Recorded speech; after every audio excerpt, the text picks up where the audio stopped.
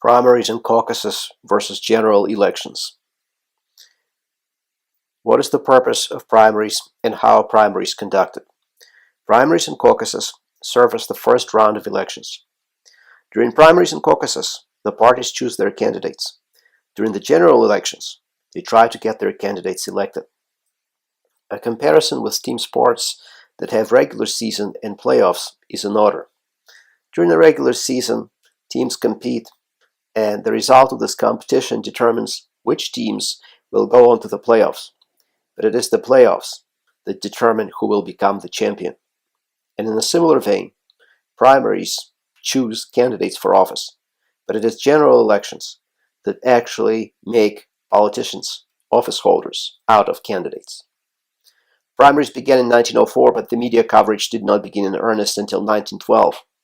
However, up until the 1970s, the process of choosing candidates, particularly candidates for president, were determined by the smoke-filled room politics. Smoke-filled room politics is when people, particularly party bosses, particularly mayors, former governors or current governors, other high-placed party officials, would meet and determine who should become their party's nominee. And this is called smoke-filled room politics, because these men like to smoke cigars. In the past, before the health dangers of smoking were fully understood, people, and particularly men in this country, used to smoke in very large numbers. But since the 1970s, it is the popular primaries, that is to say, the processes where people vote directly on candidates, that decide who will become the party's nominee. In addition to primaries, a handful of states hold caucuses.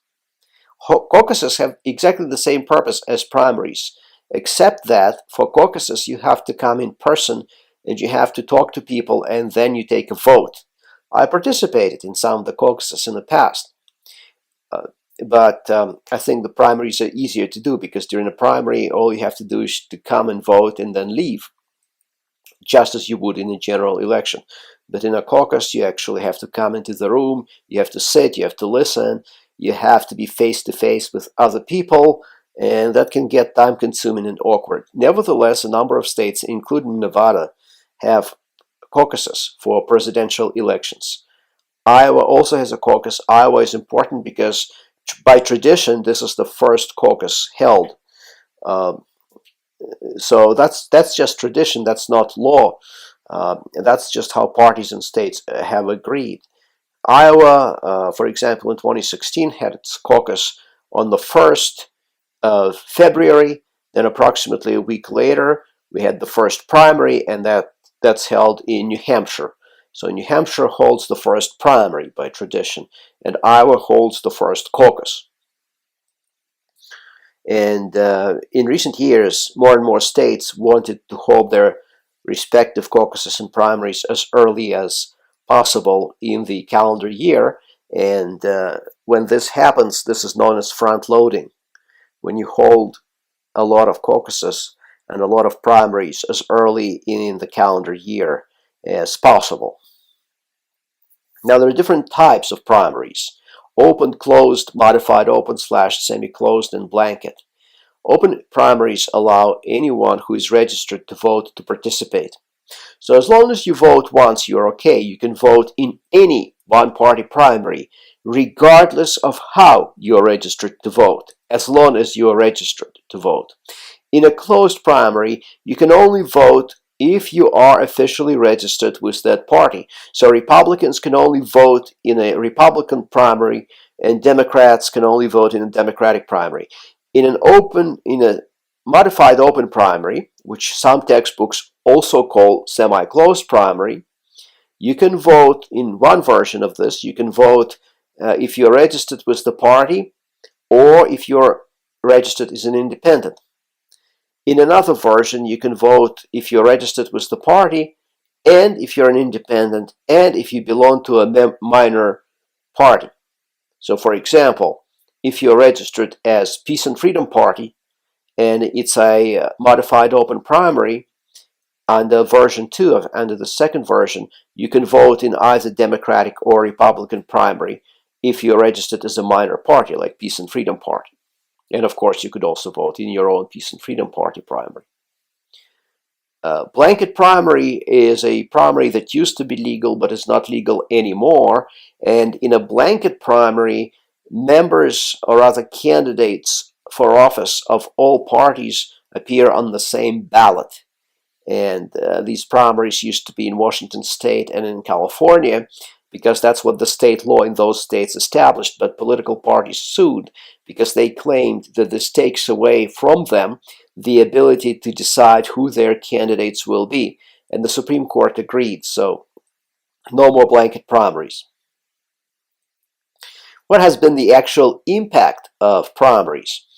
Candidates have to make a hard left or a hard right to appeal to the party base during primaries. This is because who votes during primaries? Basically only people who follow politics closely and people who feel passionately about a particular political party.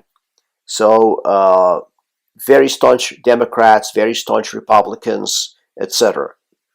And candidates, in order to win their party's nomination, have to make an appeal to their party base. But once they win that nomination, they have to correct and move toward the middle, because they know in the general election they will have to appeal to a much greater constituency than their party. Their party base may be 20, 25, 30% of the electorate. They also have to appeal toward the middle.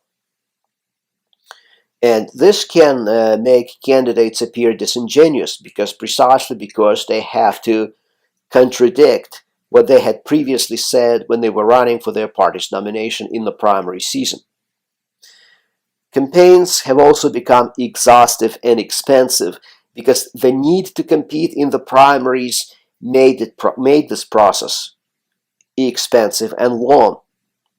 And therefore, there's a lot of premium on stamina and the ability to raise money so that you could afford to pay your staffers, afford to rent offices, afford to travel to campaign in this prolonged primary season. Even a new term developed in the 20th century called the invisible primary, and this term refers to the pre-primary race to raise money and name recognition. So the more money and the more name recognition you're able to get before the actual voting in primaries and caucuses begins, the more likely you are to win, or at least to have a serious chance of winning. Look at the polls, for example, in the 2016 Democratic and Republican primaries. Why did we find Hillary Clinton and Donald Trump at the top of the polls? Certainly, we found them at the top of the polls since like the summer of 2015, because they already had about 100% name recognition among voting age Americans. Everyone knew who Donald Trump was. Everyone knew who Hillary Clinton was. Does this guarantee victory? No, it does not. All I'm saying that is it helps. It is important if one is serious about trying to win. Voter fatigue is another possible consequence. Voters may simply get tired because the campaign is so long and they lose interest, and eventually they tune out, just as they tune out anything else of which they tire. How do general elections differ from primaries? Well, clearly a more generic appeal is necessary to appeal toward the middle and to the undecided voters. And the middle voters, ideologically, and the undecided voters tend to be partly overlapping categories. Because of the Electoral College, which is operative in the general election, but obviously not in the primary election, because of the Electoral College, the only states that are truly the focus of general elections are battleground states, also known as swing states or purple states. Everything else is kind of nailed down from the very beginning. Everyone knows California is going to go Democratic, New York is going to go Democratic, Kansas, Texas, South Carolina, they're going to go Republican. And so the states that are left, the battleground states, will be the sole focus of the presidential candidates. And why is this problematic? because a candidate for president does not have to explain to people of San Francisco, people of Los Angeles, or people of Dallas what he or she is going to do for them, because those states where these cities are located, they are already decided before the first vote is cast. We can predict how the election in those states will turn out. So essentially, tens of millions of people can be ignored for practical purposes in the general election. And the battle that's going to take place, if you look at the first 2 decades of the 20th century, where has the battle been in presidential elections? In a handful of states.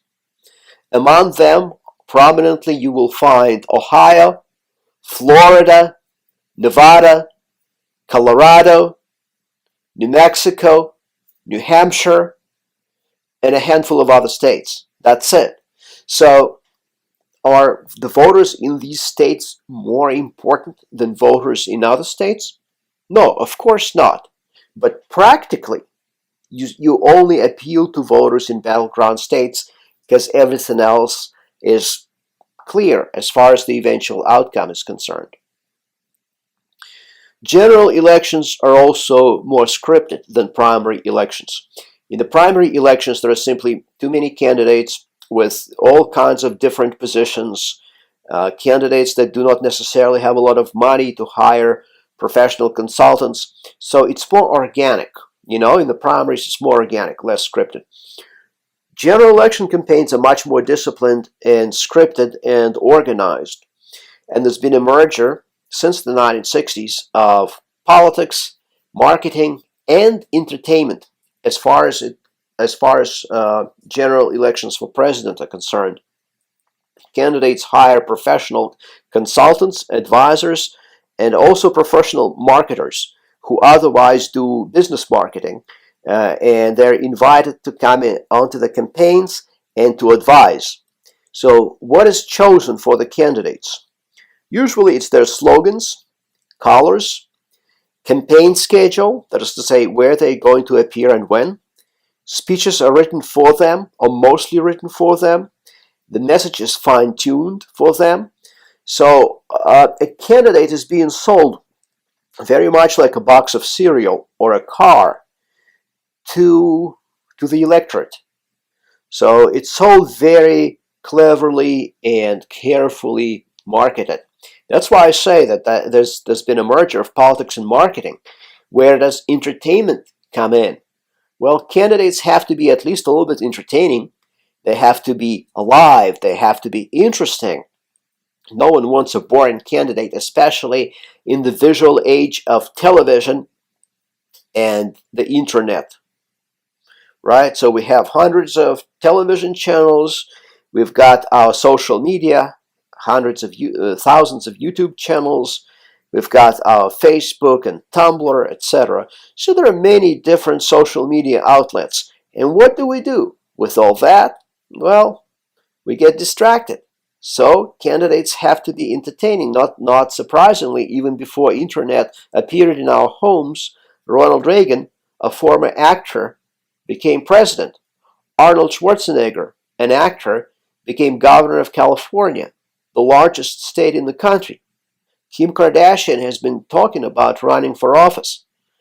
And so eventually you might get someone like that, a celebrity, reality TV non-celebrity becoming president, because there's been a merger between entertainment, marketing, and politics. It's a very interesting time we live in.